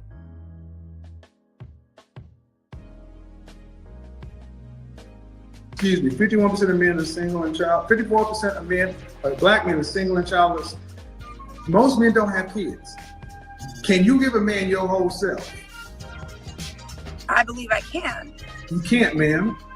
You're 42. And I'm about to end this conversation because this is why, but I'm showing you guys something, why guys at this level don't date older women, because And then that's another problem. These women done spun the block, partied their 20s and 30s away. Some of them spit out kids. Some of them have an STD or have had an STD. And now they say things like, okay, I'm ready to be a wife now. Too late. Too late. What was you doing between the ages of 18 to 35? Oh, you know what they say it is now? They call it living your best life. So you rode that penis carousel, and now that you're done with a nice and high body count, you meet a man. Now your standards have changed. Oh, I can't get The Rock, but you know, I'll take average Joe. He make 80 a year. Okay, he got a pension. Okay, I got to shoot my shot now. And now he's in his 40s and he has his pick of the litter. Oh, wait, how many bodies you got? Ooh, 18, shit. It's a lot. How many kids you got? Ooh, 2? Oh, okay. 2 different fathers? You know what? Check, please. You know what these women actually say? So what? So what? Why can't you? Why is it that you okay? It's okay. You can have an 18 people body count. Bitch, you trying to get picked up, not me. I'm good. You trying to get hitched. I'm good.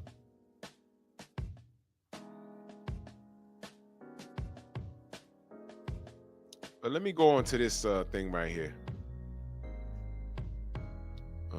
Where is it at?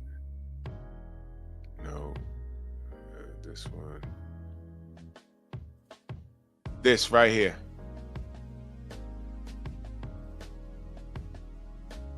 This is when Charlie got cooked. I'm not gonna play all of it, but he got cooked by this young sister right here. This is how you handle Charlie Kirk. She knew her shit.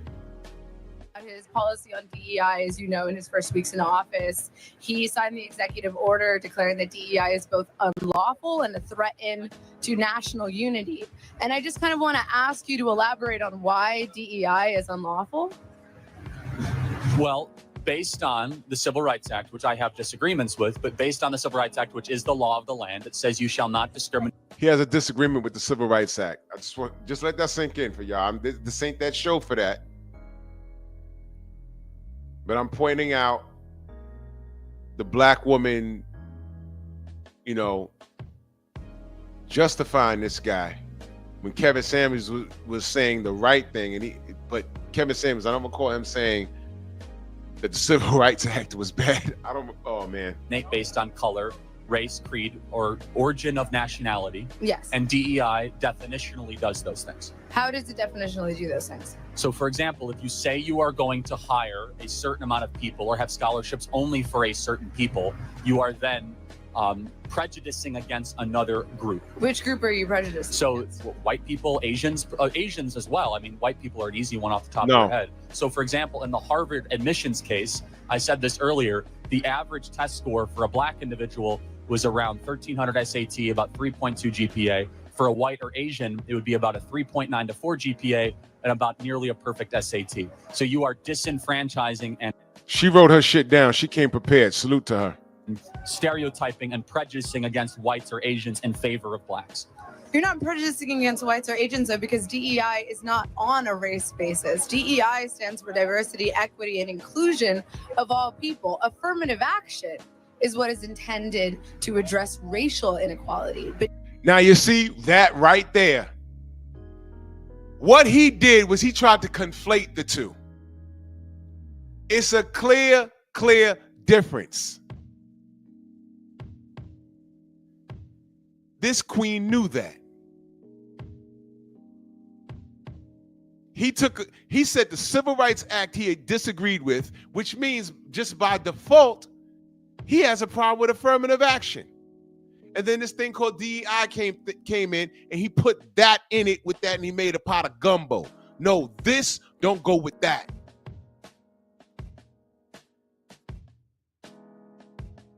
So she separated it. Now look at his face.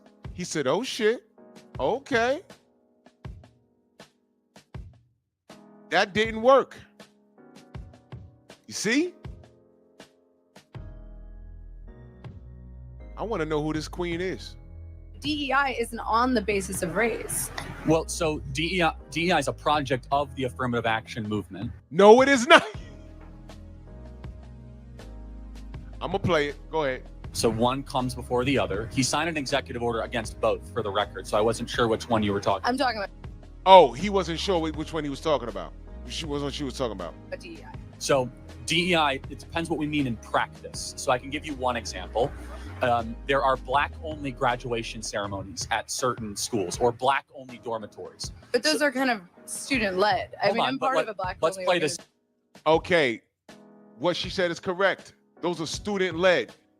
In the police department in NYPD, they have something called the Emerald Society. You know who's in that? Irish police officers. It's exclusive to Irish police officers. They got something for Asian police officers, Latin police officers, and African American police officers. I forgot all the names.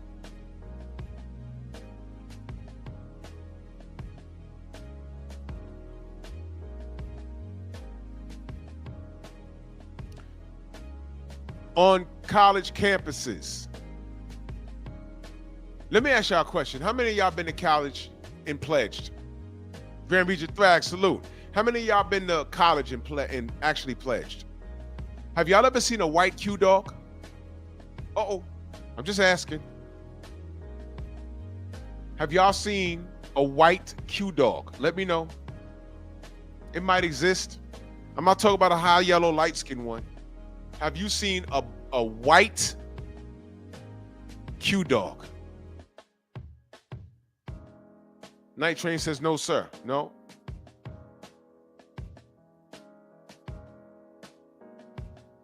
Hell, they got scholarships for left-handed students.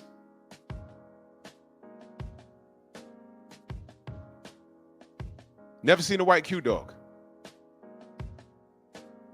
There's Black people in Ireland, but I don't know if there's a Black Irish cop anywhere in the NYPD, but would he be able to join the Emerald Society? I don't know. Draw says maybe once. I don't know. He said we had a white Kappa and a white AKA on my campus. That's wild. But I said Q dogs. It's obvious why I said Q dogs. It's obvious. They're all Black. They're all bald.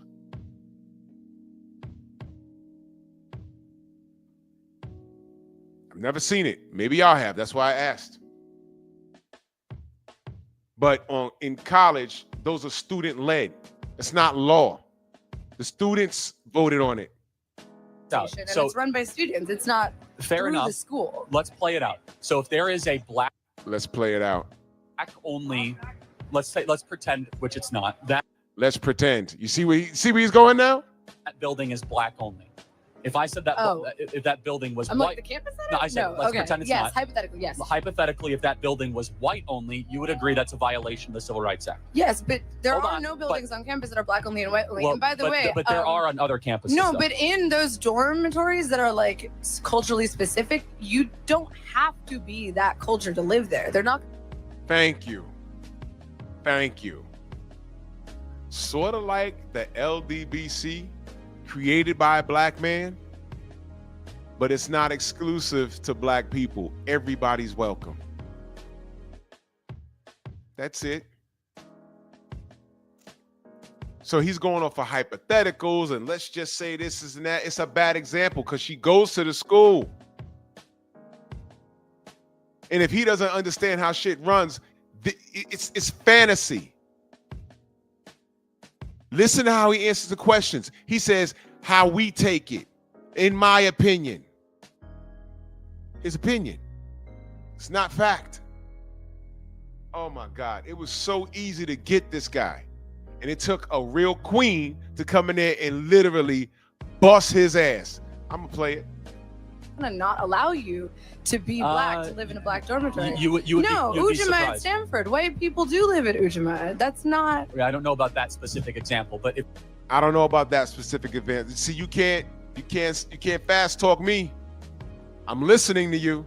it says black only dormitory. But it doesn't say black only. But okay, how about this? How about if we had? Well, it does. It doesn't. Where? Where does it say that? Just to be clear, well, in the title. But let's pretend it says where? black. Like what school? Where does it say black only building? Eastern Washington University, Portland State University, just off the top of my head, San Jose State University. They say black only dormitory. And if a white person were to apply to live there, it's a black affinity cultural space.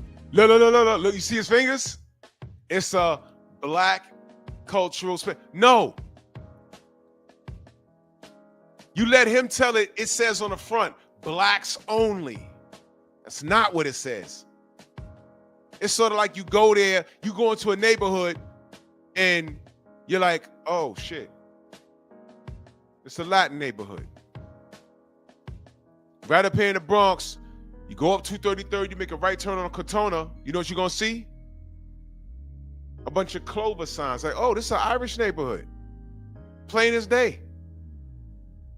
So he's going, it don't say, you let him tell it, someone else will hear that and say, oh, there's a black dormitory. It says blacks only, like a white person going there and he's not allowed in there. And that doesn't exist. Thank you, Dragon Fang. He just lied. Man, she is kicking his ass. She said, no, it don't say that. What do you? Of which only black individuals are accepted and governed for black individuals. But can we have white affinity cultural spaces? you can have a white affinity cultural space. Man, these crackers got a whole goddamn body of land and they ain't letting black people on it right now. By the way, that was happening before he was assassinated. Did he co-sign that? Abel, Mojave, Mansa Musa, Mr. Shelton. That white body of land. I didn't talk about that yet either. Did he co-sign that? That body of land where that dude got a white community and they ain't letting nobody on there, no blacks, no whites or nothing. Did he co-sign that? Asking for a friend. What was his thoughts on that?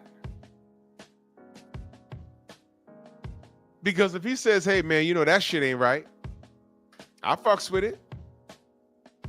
Did he say anything? Man. Activity is the issue is that you're saying black only. It's not black only. It's a black affinity cultural space, but anyone is invited if they would like to participate. It's a black affinity cultural space. You know how I know what she's talking about?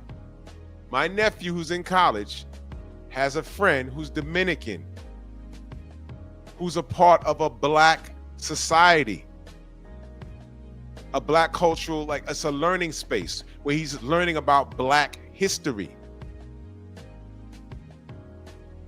It's not exclusive to black people. You see, he has a take it back to what he said. He has a problem with the Civil Rights Act. And he took DEI and lumped it in there with it and stirred the pot. And he's saying today there's spaces that white people aren't allowed in.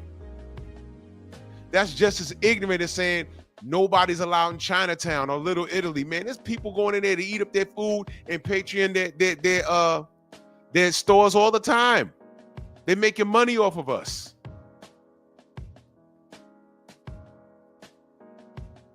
Yeah, young Abel, it's gonna look like the hills have eyes in about 2 decades in that damn town. They ain't gonna survive. Bunch of inbred looking goat people running around in there. No, sir, I ain't gotta live there. I would, first of all, you cannot legislatively not I allow agree. someone of any race to participate in no, something that doesn't exist. We agree. That's the spirit of the diversity, equity, inclusion order. Is that he said it's the, listen to what he says. It's the spirit of it. She's saying it doesn't exist how he's explaining it, but he's saying in spirit, that's what it's meant. You know, he meant that's what it's meant for, in spirit. Y'all understand? You gotta listen when guys like that talked. In spirit? What do you mean in spirit?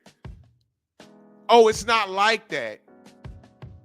And it's a black space and y'all allow people in it, but in spirit, meaning y'all don't really want that.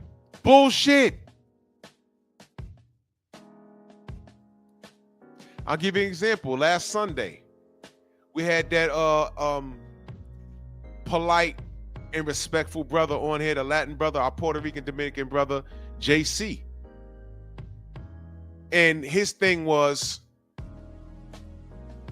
I had a problem with Canelo fans wanting David Benavidez to get some get back on Bud, and I said it was racially driven. He said first he said it wasn't, and I said it was. Then he said, well, come on, y'all act as black fans, that y'all don't do that. I said, no, we don't. Because he had a problem with me saying, you know, everything that black fans do is out of retaliation. It's a reaction to what's being done to us. He said, that's not true. I said, yes, it is. And then I asked him, here was the problem. When I asked him, name a situation that you know for certain where we've done that. A black fighter lost to somebody that was another ethnicity, and we said, okay, one guy went down, we got to get another guy to get him. And I said, name me anybody at any point in time that you could think of. And he came up with Stephen Fulton and Monster Inouye. And I said, no, sir, that never happened. That never happened. You know why? First of all, we're too divided to even do that. There's Monster Inouye fans, like there was Manny Pacquiao fans, like there was Ryan Garcia dick blowers. We're too divided for that to even exist. Second of all, off the top of my head, I couldn't think of anybody that I could say, hey man, this black guy need to go get Inouye. That's just not something we do. Black American fighters. We're too segregated. Philly, New York, LA, Chicago, Miami, Texas, four cities in Texas.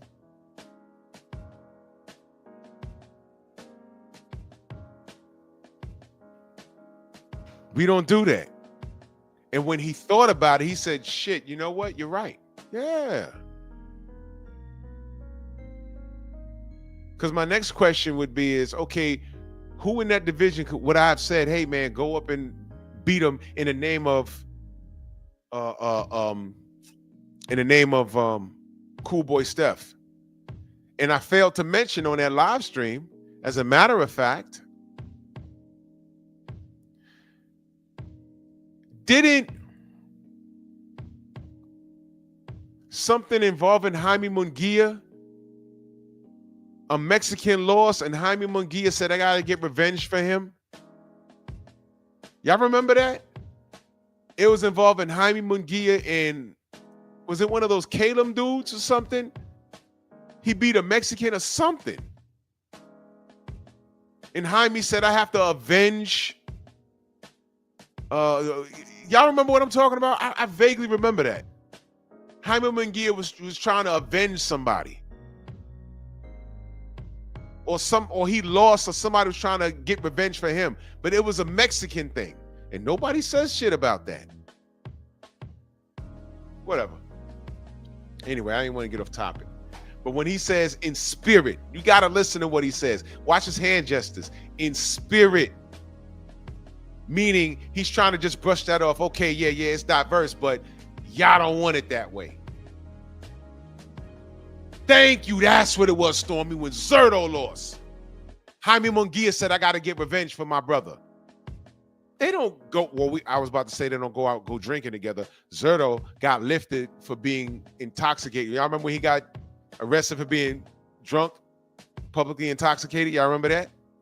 That happened. When Zerto lost, Munguia said, I got to get revenge. And it just rolled off their shoulders. We don't do shit like that. I don't recall a black fighter losing to a non-black fighter and the fans saying, okay, this guy lost, but you in the same division. You got to go get that back for us, for the culture. Our culture's too divided. Evidence of that? You want evidence of that? I'll give it to you. I was rooting for Tank when he fought Ryan Garcia. Devin fights Ryan Garcia, or the Tank fans was rooting for Ryan Garcia. Point proven. Anyway. So he says in spirit. DEI in practice, again, we have to go through. Oh man, this guy. In spirit, in practice. Bullshit, he's lying.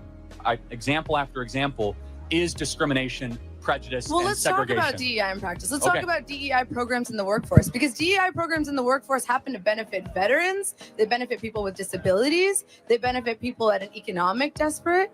They benefit lots of people that is not just on the basis of race. And to me, it feels like you're conflating.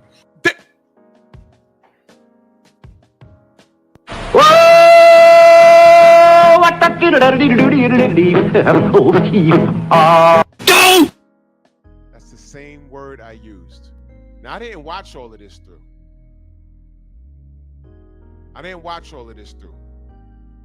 I heard about it, and I saw a pic of it, and I didn't watch it. This sister's on point. This young lady is on point. I just said that he's conflating it. She's sharp. DEI with pro-blackness or black only, So which is not the definition of DEI. Oh my God. She kicked his ass. She picked up on every minute of his bullshit, every second of it. He said he took affirmative action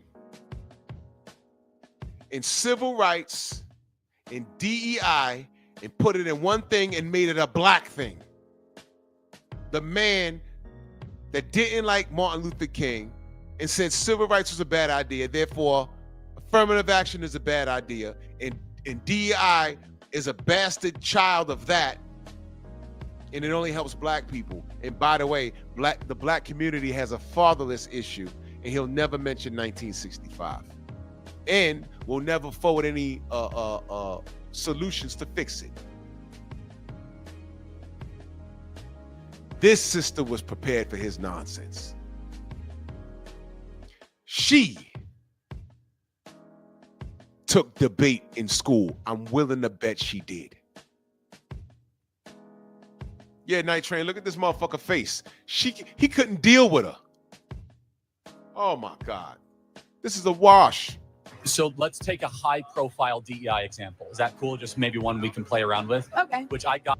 Look, everything is hypothetical with him. Let's do this. That's something we could play around with. Everything is hypothetical. She's busting his ass. Got me in a lot of viral trouble, which I don't care, which is pilots. I got in a lot of viral trouble too. I was debating that She gets in a lot of viral trouble. I need to find out who this sister is. this guy, I you know. And you kept interrupting you. You did. I know, right? Which is that, let's say DEI. A project of DEI at United Airlines was that we want to get 40% of our pilots to be black or women of color, or women or people of color. 40%. 50. I'm sorry, to get up to 50. It was at like 6%. So therefore, they wanted to make a push towards that, and it was currently at 6%. We look at that and we say, wow, you're going to have to lower standards to get to that goal. Why would you have to lower standards? Well, because are you saying that black people are inherently I'm saying the opposite. I'm saying that black people are only 13% of the population. So you want Here he go. He's playing with numbers. Here he go. I need y'all to pay attention. She said, are you saying that we're inferior And now he's going to play with the numbers. You're only 13% of the population. So what are you going to do? Hire 7% of the 13% to make them pilots? That's not what I'm just going to let him talk. I know where he's going. Listen to this. 13% of the population. Women are not 13% of the population. Uh-oh. They're not. Women are 50% of the population. Yeah, but women do not make up a majority of people that want to become pilots. In fact, vast majority of women don't want to be pilots. Maybe they would want to become pilots at the bare. He's talking about the women that want to become pilots, not that, oh, it's a job and I'm going to take the job. It's a known fact that there's jobs available, but women don't do the same jobs that men do. Like working on oil rigs and doing construction. Those jobs are available to them. They just don't do it. Barriers for entry well, weren't. See, that now we're going down a different but equally fun direction, which is male-female differences. Men much more likely want He just moved the goalpost, y'all. to be involved in heavy machinery, mechanics. Did I not just say that?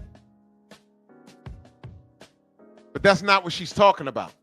They want to be pilots. They want to be tank operators. They want to be police officers.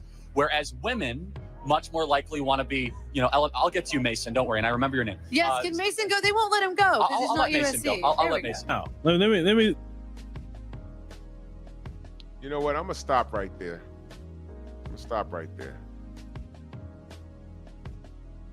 That sister was so sharp. She was kicking his ass. And everything he was a hypothetical. And then he always goes back to black people, 13% of the population. 13% of the population, but we're responsible for what? 50% we're 50% more likely to commit crimes. Here's the bottom line, y'all. All of a sudden, those talking points that were strategically put out that he said about black people, now all these fucking bitches are siding with Zaddy because he says that. My thing is this, y'all didn't do enough research on this motherfucker because I didn't like him. I don't co-sign what happened to him. No. As a matter of fact, I wanted him to be around long enough because eventually, other than that sister, he was going to meet his male match that knew what the fuck he was talking about and would cross-check him on all his bullshit. But the premise of this show is we tell y'all sisters all the time,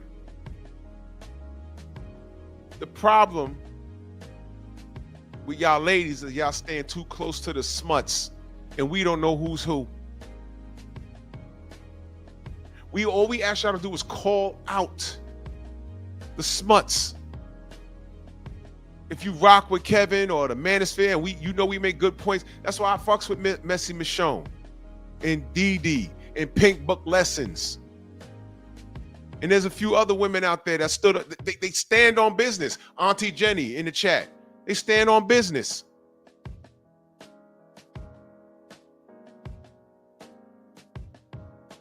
They stand on business.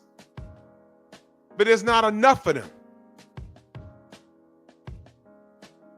There aren't sisters outside smutting it out, but they just sisterhood. I'm gonna be quiet. I ain't gonna say nothing because of the sisterhood. You're gonna go down with the sinking ship, and then y'all can't defend the sisterhood and then get mad when dudes are getting passports and exploring their options in other countries. Y'all can't get mad at sisterhood. Y'all can't get mad at the brotherhood and justify the sisterhood when man says, all I need is a Hobot. I can get that bitch built how I want her built. And I'm good. Oh, Abdullah, yes. Media Man is really good with the facts and the data and statistics. He did do a video on it. I didn't watch all of it. I was tired. I fell asleep. But y'all go subscribe to the Media Man. He called this idiot out on his bullshit too. It's wrong. It's all wrong. As a matter of fact, I'm willing to bet if he was in whatever state that Media Man lives in and he saw him coming, he would either close up shop or make sure he wouldn't get the mic.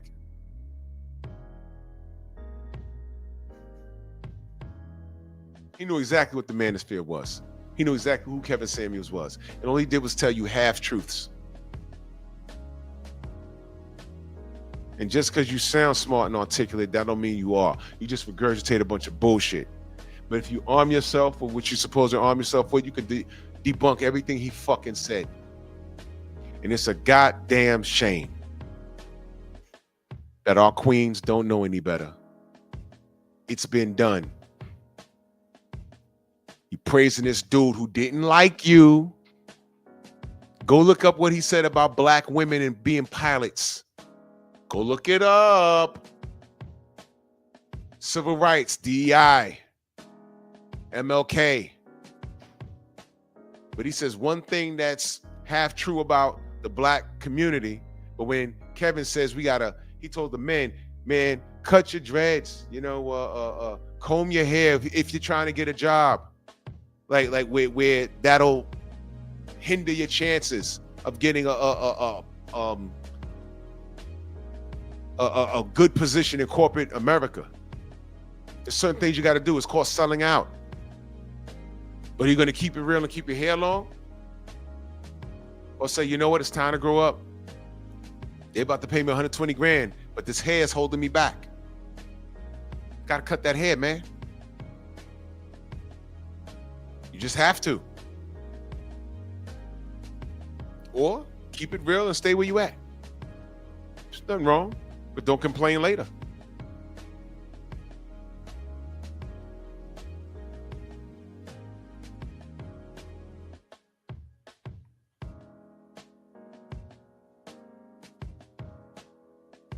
It's up to y'all.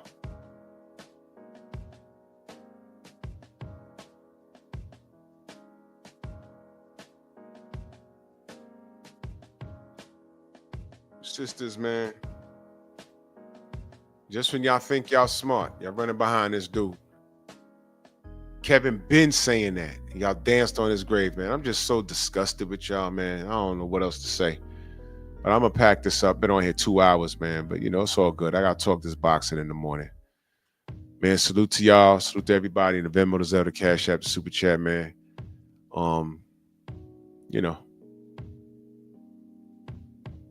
It's all good, man. Man, y'all take it gently, man. The Painful Excellence Podcast.